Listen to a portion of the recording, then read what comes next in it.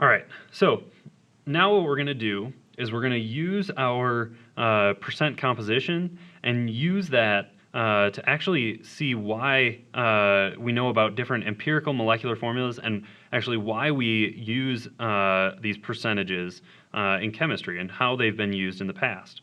So first off, what we're going to need to remember is just to know about our empirical versus our molecular formulas, okay?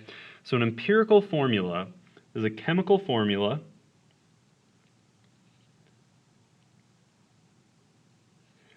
with the lowest whole number ratios.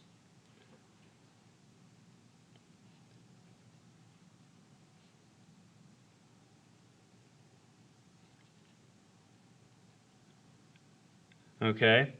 But the molecular formula is just the actual chemical formula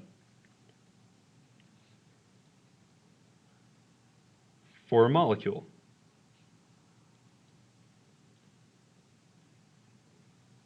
Okay? So I think it's actually pretty easy to see this difference with our few formulas here. So I'm going to bring this a little bit closer so we can see our subscripts. So if we see our molecular formula here, right, we've got N2O4. Well, there's a common denominator between 2 and 4, right? I could divide each of these by 2. So my empirical formula is going to be NO2, where I can't divide this by any number and get smaller whole number ratios, okay? So that's why these have the lowest whole number ratios within my empirical formula. Between 3 and 9, I could divide both of these by 3, and that's going to give me a simplified formula. So I'm going to have an empirical formula of CH3. Here, this is actually a sugar molecule, but I'm going to have CH2O because I can divide each of these numbers by 6, right? 6 would be 1, 12 divided by 6 would be 2, 6 divided by 6 would be 1, okay? B4H10, I'm going to do B2H5, okay? C5H12, there's no actual common number for me to divide those by, so my empirical formula is going to be the same as my molecular formula there, okay? So we should be able to do each of these down here, okay? You guys can pause the video, go ahead and go to that. I'm going to flip to the next page and keep going with the notes. Okay, so if we have a percent by mass, we can actually calculate our empirical formula, okay? So we have a few steps here to calculate our empirical formulas, right? The first thing that we're going to do is we're going to assume that we have a 100-gram sample. That way, our percent is the same as the mass, right? Then we're going to convert our grams to moles. Then we're going to divide by the small number and then multiply till whole, okay? So what I'm going to do here is we're actually going to write a poem. Percent to mass, mass to moles, divide by small, multiply till whole.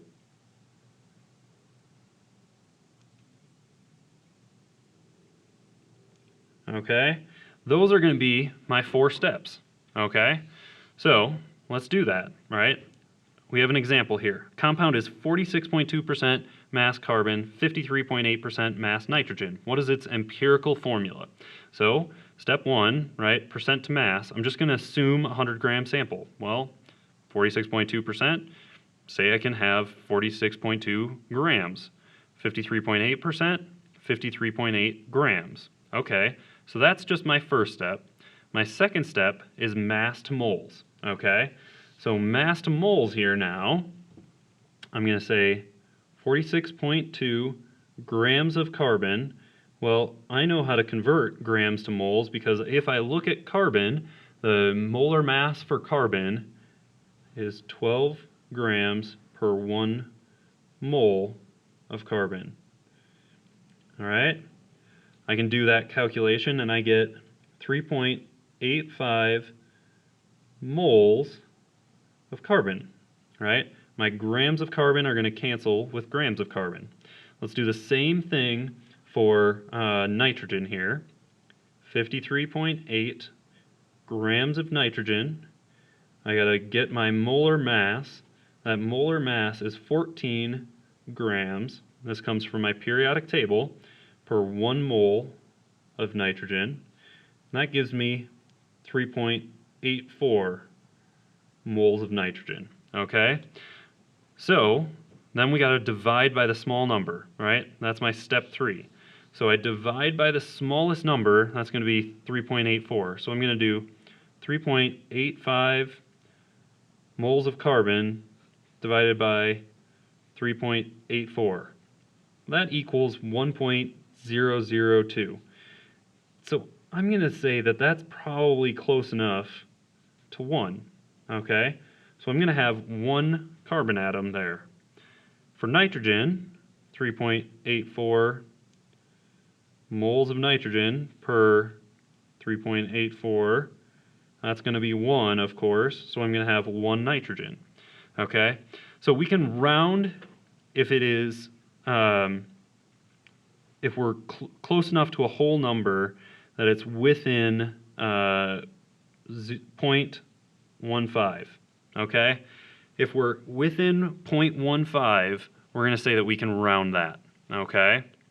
So in this case, right, we're definitely close enough.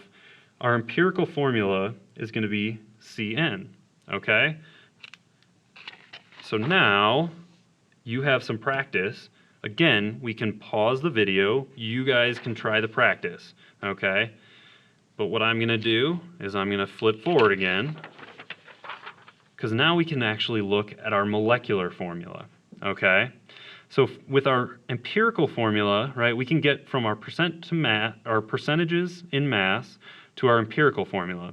But from our empirical formula, we can actually go to the molecular formula if we know what the molecular mass is, okay?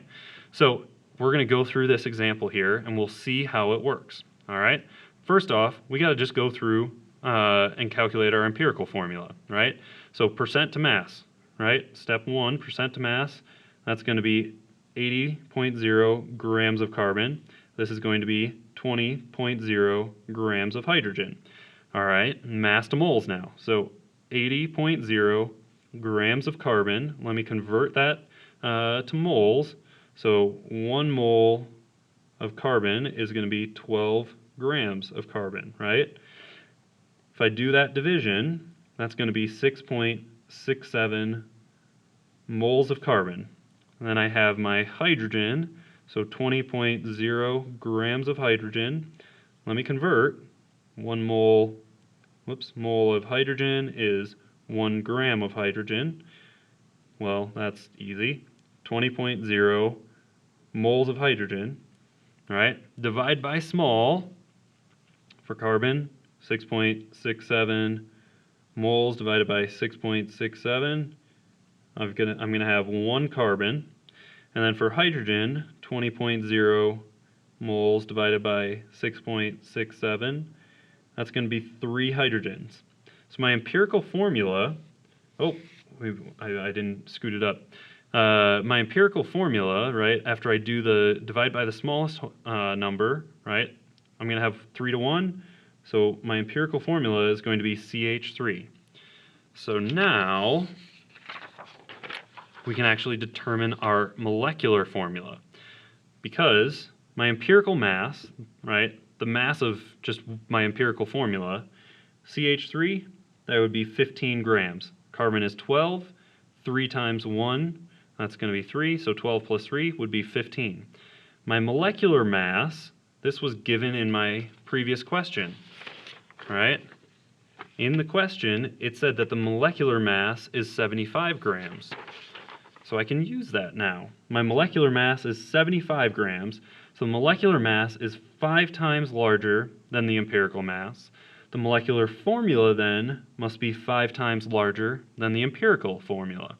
So we have to multiply all of the subscripts in our empirical formula by 5. Thus, we're going to have C5 H15. Okay? So we should be able to do all of the practice questions on this page and all of the practice questions on this page. Okay? Yes, we're at the end of the packet, but we're not done with this yet. Okay? All right, you can do it.